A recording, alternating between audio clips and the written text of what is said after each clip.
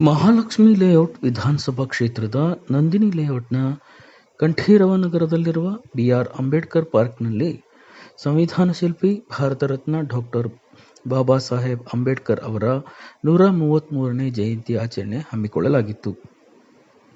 ಈ ಕಾರ್ಯಕ್ರಮಕ್ಕೆ ಸ್ಥಳೀಯ ಶಾಸಕರು ಹಾಗೂ ಮಾಜಿ ಸಚಿವರಾದ ಕೆ. ಗೋಪಾಲಯ್ಯ ಅವರು ಪಾಲ್ಗೊಂಡು ಬಾಬಾ ಸಾಹೇಬ್ ಅಂಬೇಡ್ಕರ್ ಅವರ ಪುತ್ಥಳಿಗೆ ಮಾಲಾರ್ಪಣೆ ಮಾಡಿ ಗೌರವ ಸಲ್ಲಿಸಿದರು.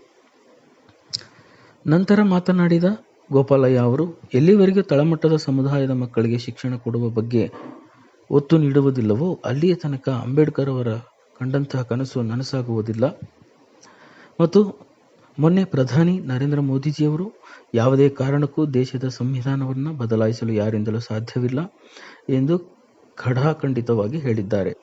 ಅದಕ್ಕಾಗಿ ನಮಗಿಂತ ಕೆಳಗಿರುವ ವರ್ಗಗಳ ಮಕ್ಕಳಿಗೆ ಶಿಕ್ಷಣದ ಬಗ್ಗೆ ಹೆಚ್ಚು ಕೇಂದ್ರೀಕರಿಸಬೇಕು ಎಂದು ಕಿವಿಮಾತು ಹೇಳಿದರು. ಕಾರ್ಯಕ್ರಮ ಆಯೋಜಕರಾದ ಎಸ್ಸಿ ಮೋರ್ಚಾ ಮಹಾಲಕ್ಷ್ಮಿ ಲೇಔಟ್ ಅಧ್ಯಕ್ಷರಾದ ನಾರಾಯಣಸ್ವಾಮಿ ಬಿ ಅವರು ಸಂವಿಧಾನ ಪೀಠಿಕೆ ಓದಿ ಪ್ರಾಸ್ತಾವಿಕ ಭಾಷಣ ಮಾಡಿದರು.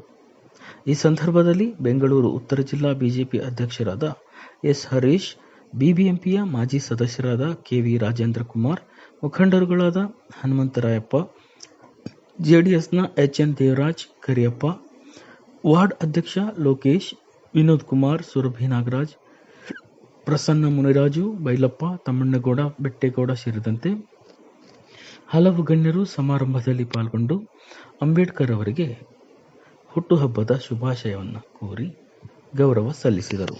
ಅಂಬೇಡ್ಕರ್ ಬರೆದಿರ್ತಕ್ಕಂಥ ಏನಿದೆ ಸಂವಿಧಾನ ಏನಿದೆ, ಬಹುಶಃ ಪ್ರಪಂಚದ ಯಾವುದೇ ದೇಶದಲ್ಲಿ ಅದನ್ನ ಬರೆದೂ ಇಲ್ಲ, ಬರೆಯೋದಕ್ಕೆ ಸಾಧ್ಯ ಇಲ್ಲ. ಎಲ್ಲ ವರ್ಗದ ಜನರನ್ನು ಸೇರಿಸಿ ಮಾಡಿರ್ತಕ್ಕಂಥದ್ದೊಂದು ಆ ಸಂವಿಧಾನಕ್ಕೆ ನಾವೆಲ್ಲರೂ ಬೆಲೆ ಕಟ್ಟಕ್ಕಾಗೋದಿಲ್ಲ ಅಂತಕ್ಕಂಥ ಮಾತನ್ನು ಹೇಳಿ ನಾನು ಮಾತು ಮುಗಿಸ್ತೇನೆ. ಬಾಬಾ ಸಾಹೇಬ್ ಅಂಬೇಡ್ಕರ್ ಅವ್ರಿಗೆ ಜೈ ಭೀಮ್.